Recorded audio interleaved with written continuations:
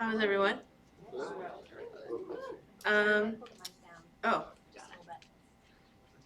Hello? Okay.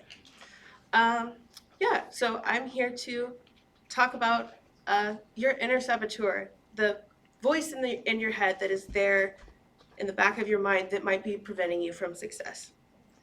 We're going to learn about how you can conjure confidence and how you can slay that beast, how you can battle and win. My name's Miranda. I'm a system admin, system engineer at Riot Games. I've been there for about 2 years now. I'm originally from Missouri. I know Jordan from living here and have since moved away to LA for this job.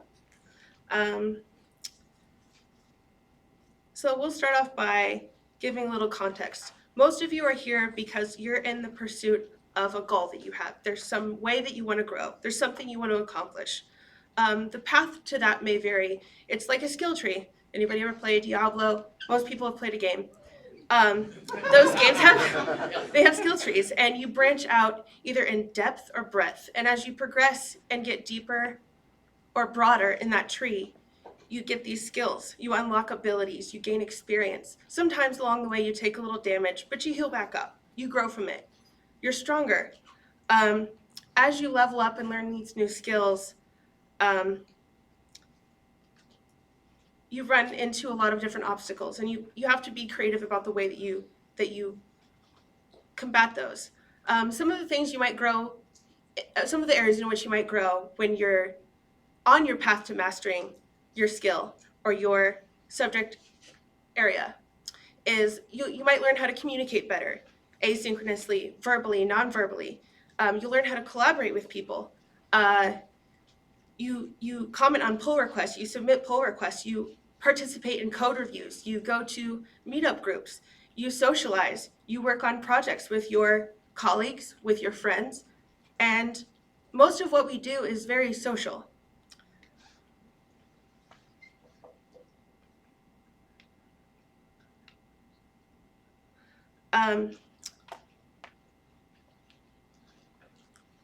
Actually, this setup is worse because I can't see the slides at all. 1 second. It's in the top left.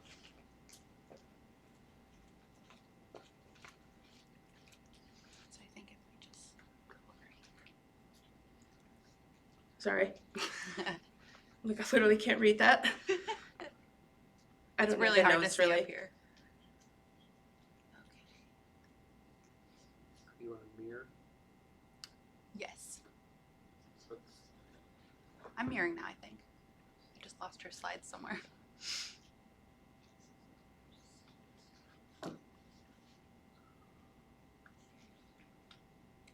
Cool. Does Thank that you. work? Yeah. So who is this assailant? Who are we fighting? Who's trying to sabotage us? What is this thing that is in our way? We're on this path to trying to do this thing we want to do. We want to be great. We want to get better. The mere fact that you're in this room and you're pursuing skills, you want to learn how to learn a new language, deploy an app, iterate. Most of the things we do as developers or working in technology involves frequent failure. So the more you encounter that, if you have an unhealthy way or a disorderly way or a distorted thinking around the way that you fail, it perpetuates the problem. It's a self-fulfilling prophecy, and the cycle repeats itself. Imposter syndrome is this feeling, this persistent feeling where you are scared of being exposed at all times. You are constantly experiencing anxiety that someone's going to realize, oh shit, they didn't know what they were doing. I don't know why the fuck I hired her. Or why did I trust him with that project? I can't depend on him, and now the deadline's coming and we're not going to be able to deliver that. What's the impact of that? You're always scared that at any moment everybody's going to find out what you think you know, which is that you're fooling everybody. But most often, the people that are frauds are the least likely to they should not think that about themselves. The way that you view your competency and the way you define it, the rules you're playing by, you're playing a game where you don't understand the rules. You've invented your own rules. You're distorting it. And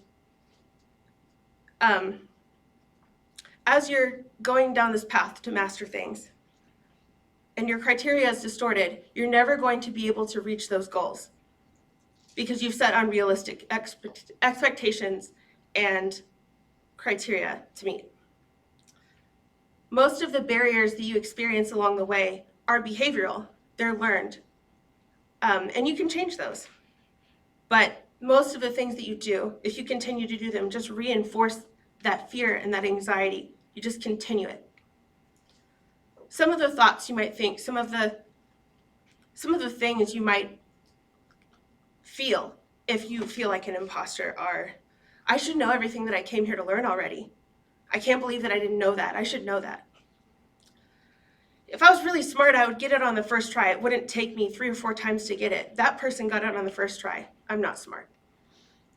I should excel at everything I do. I should never make a mistake. I would always know the answer if I was smart, if I was competent, if I was skilled. I would never make a mistake. I would always be perfect. I would never need help. I could just tank it on my own. I'm a rock star. If I was good enough, I wouldn't need my team. Okay, so let's say you don't do anything about it. That assailant's still there. Your saboteur is still inside your mind. Those dialogues are still happening. What's the worst thing that can happen? How does it impact us? How does it impact the community? As tech as a whole. We hoard knowledge. You're less likely to share the things that you know because you think what you know is less than what the other person might know. I'm stupid. It's not valid. They already know that. I don't have anything to add. You're less likely to teach a new generation. You're not going to share your skills. You're not investing in the future. You perpetuate the cycle of sabotage for yourself. It becomes a self-fulfilling prophecy. The community suffers as a whole. People don't pursue opportunities to collaborate with each other. They don't contribute to open source projects. They don't engage in peer code review. They might not even write code. They might abandon that altogether and go do something else, thinking that they were never smart enough. People experience burnout. You lose the passion and the drive to continue combating this. As you continue to go, your battery just drains lower and lower. It's persistent, it's ongoing, it's long lasting, and there's no relief. So if there's this imposter and we know that it's there, how come we don't know? How do they keep evading that detection? Because you're making it, you're really creative and making excuses and explaining away that feeling. So you might make Herculean effort, just a substantial amount of effort, work super fucking hard, so nobody realizes that you might be incompetent. You might not apply any effort at all. You might just sandbag it. You might not even try, because at least if you don't try, people can just say, oh, well, he failed, she failed. And you can say, yeah, if I would have tried, maybe it would have been different. You keep a low profile. You fly under the radar. You work as an individual contributor. You don't want to work on the same code project or the same domain as another person. You isolate yourself. You avoid situations where you might receive feedback, where you might be evaluated. You avoid supervision. You might seek a role where you work remotely and you don't have to deal with any of that because that feedback is hard. You're a shapeshifter. You know that target's there. You're constantly trying to evade it. It's like you're playing a bullet hell game and they're just flying at you from all directions and you're just trying to dodge them at all times. It's exhausting. If you keep moving, they'll never figure out that you're the one that doesn't belong. You procrastinate. You delay things that might expose you. If you try things and you realize you might not get it right away, or it becomes more difficult, it becomes challenging, you procrastinate and you put off because you don't want to expose yourself. You never finish anything. Everything's always a work in progress. Because if you finish it, then you might get feedback. You might receive criticism. And that could be humiliating. That might feel like failure. When you have imposter syndrome, it feels like you're constantly working towards a finish line that just keeps moving further and further away. You can't hit that target. So if you want to stop feeling like an imposter, stop feeling like you don't belong, like you're a fraud, you have to stop thinking that way. So we're going to walk through identifying who's sabotaging you. Demystify that. How do you give them power? How are you feeding the beast? We're going to discuss tools you have, spells, hexes, weapons, how you can party up, get your friends, go fight them. And lastly, how you can combat that, how you can take action against it and take control. So this is easily explained as something that's very generic, but I think it can be broken down further. There are 5 different ways that imposter syndrome might manifest itself. One is the heroine. You are always acting like a superhero, you're to the rescue, and you are constantly applying so much effort, exerting yourself so far to just always save the day. You're a perfectionist. You never stop feeling like everything is a report card. You're constantly being evaluated. You're constantly being graded. You have to worry about that report. You just want to be your best, and you want to do your best, and you want the best. But it's toxic. Or you're an expert. You want to know everything. You have to know everything, and all that matters is how much you know. Or you're rogue. You go by yourself. It doesn't count if you shared it with anybody else. It doesn't matter if you learned something as part of a group project. Okay, maybe I learned this new language, or I learned how to implement something in a creative way because I paired with someone who knew more than me. That doesn't count. You didn't learn it. You don't get credit for that. Your growth didn't matter because you did it with someone else. Or you're a natural genius. It only matters if you learned it really easily. Lightning fast, super easy. So the expert cares about what you know and how much you know. They're experience obsessed. They're constantly trying to gain more experience.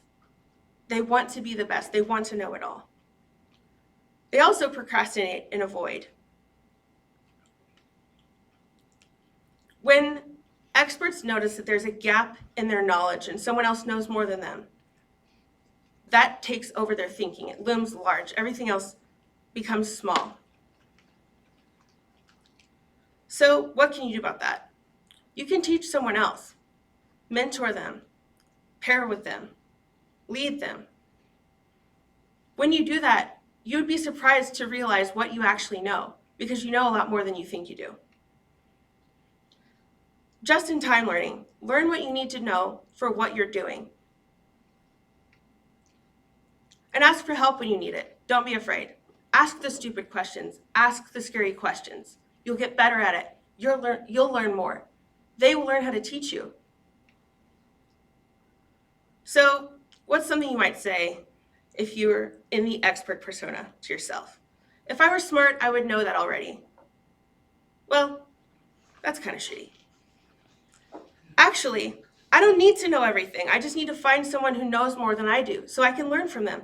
Or maybe I just look harder to find the answer on my own.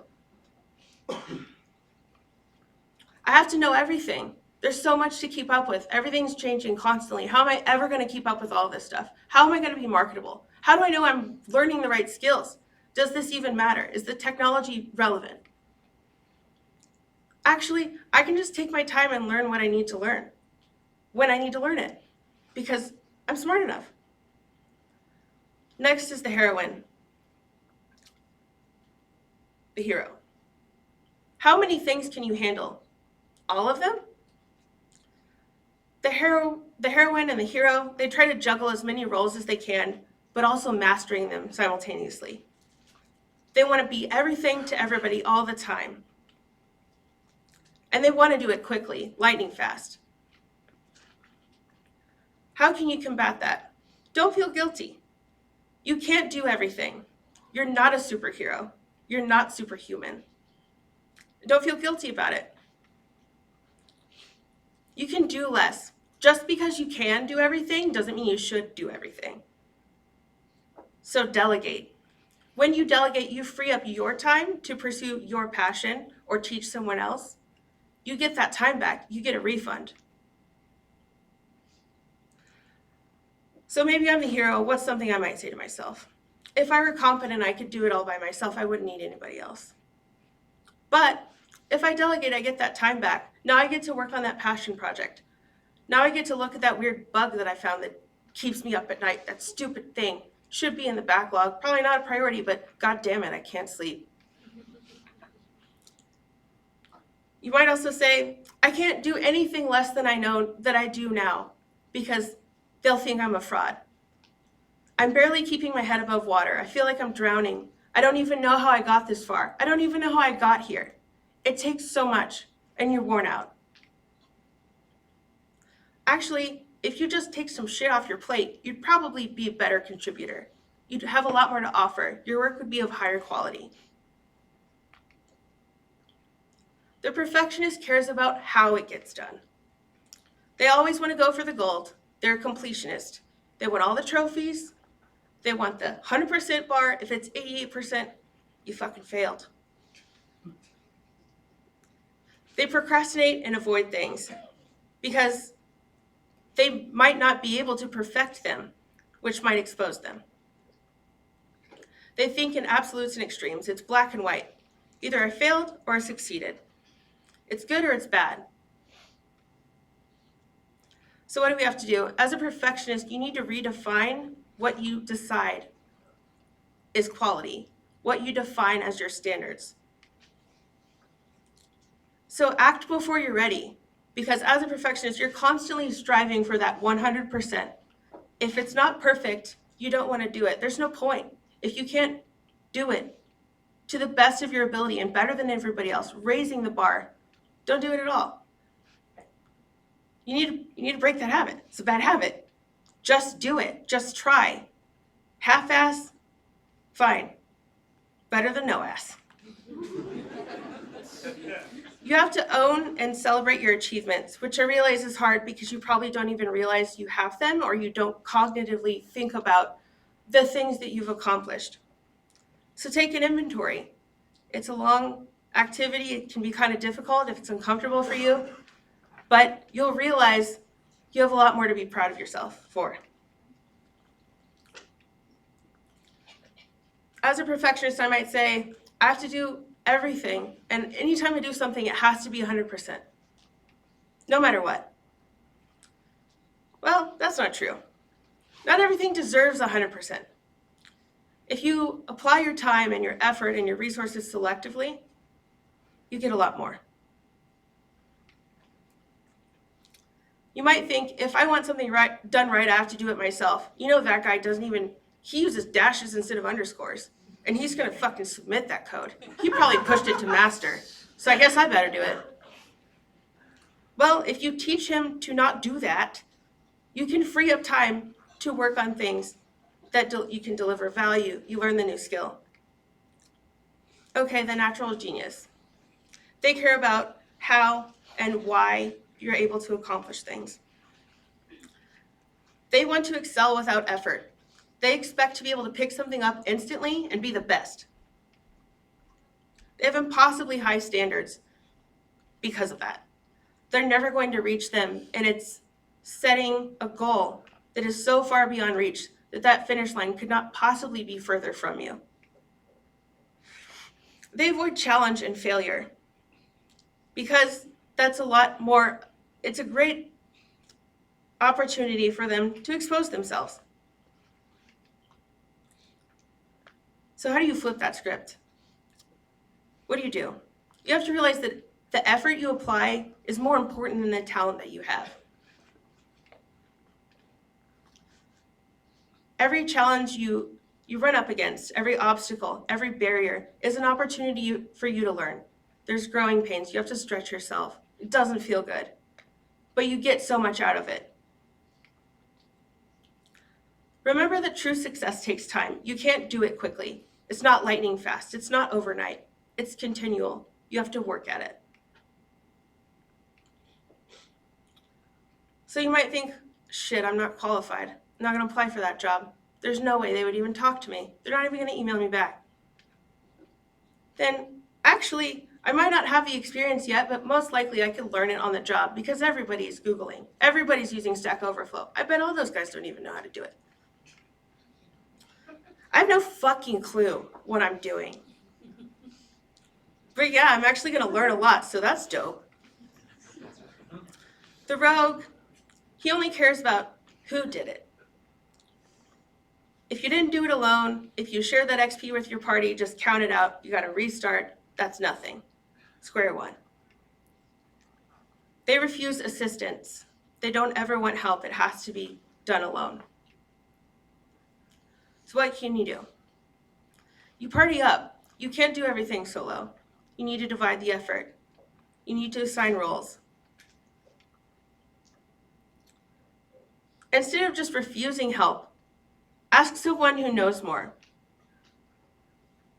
Stretch yourself. See what happens whenever you pair with someone, whenever you talk to someone and you ask those questions. You might think, I have to know how to do everything by myself. I'm expected to do everything by myself. I've been doing everything by myself, so why would I not continue? Then they're going to think something's wrong. But you can use your past experience to help you identify what resources you can use to get that job done without doing it by yourself. If I ask for advice, then they're going to know I didn't deserve to be here. Actually, probably a lot of these people have been through this already, and they've learned from it, and I should ask them how they got through it, because it'll probably save me time.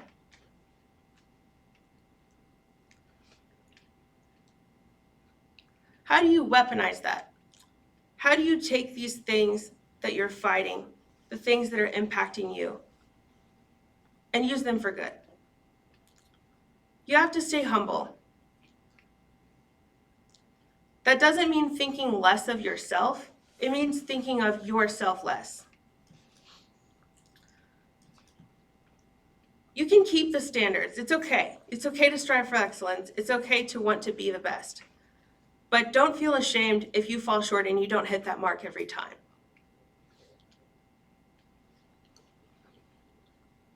You can be your best and you can do more than one thing at a time, but you can't be your best at everything that you do. So just stop thinking that you have to do it all. Take on less. It's okay to go alone. It's okay to solo mission. It's okay to be the carry. Just stop thinking that that's your only option. You can rely on other people. You have to be vulnerable in order to party up. You can pursue your mastery. You can pursue excellence in your field, but you can't do it quickly. It's not going to be overnight. It's not instant. So you have to realize that it takes time and effort to get there. It's holistic. You're on a long journey. These things have to be thought of as a progression. And it's okay to pursue knowledge, but you have to be realistic. You're not going to know it all. You're not going to start learning a new subject and then instantly pick it up and have the depth and breadth of someone who's been doing it for 10 years. If you don't remember anything else, remember this. It's a journey. You have to repeat the behavior. You have to rewrite the dialogue. You've been operating all this time with a very familiar script. These paths that you've traveled are well traversed. They're deep. And you're used to them. It's comfortable for you. But you've been doing this all this time, getting the same result. If you want something else, you have to substitute or override those things. Rewrite the script. Rewrite your dialogue. Change your behavior. Change the way you think. And that takes time. Sometimes a lifetime. Your failures are actually opportunities. And we fail frequently. It only matters how you handle that failure, not that you fail. Being social is hard when you're a nerd, but it's important to get some kind of social support. You need someone to validate your feelings. You need feedback. It improves your confidence to talk to someone either similarly in your field or someone outside of it that can validate that your effort is real. Your perceived value, your perceived notion of what your competence level is unhealthy. It's dysfunctional. Give yourself some credit because you wouldn't feel like an imposter if you hadn't accomplished anything already. You've experienced success. You're just really good at explaining it away. So you can stop and take an inventory of all the things that you've done. Think through your past. You've probably done a lot more than you can think. But don't try and do it in your head. If someone gave you a complex math problem and said, I want that answer right now, I want you to know how to do it in your head. You could probably try and eventually get there, but it's messy, it's complicated.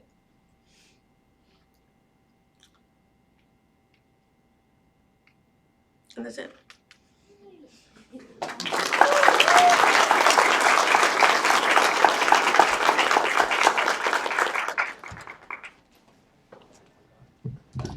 Really bad at taking this out. Thanks, Miranda. Did you want to take questions? Oh, sure. Okay. Does anyone have any questions for Miranda?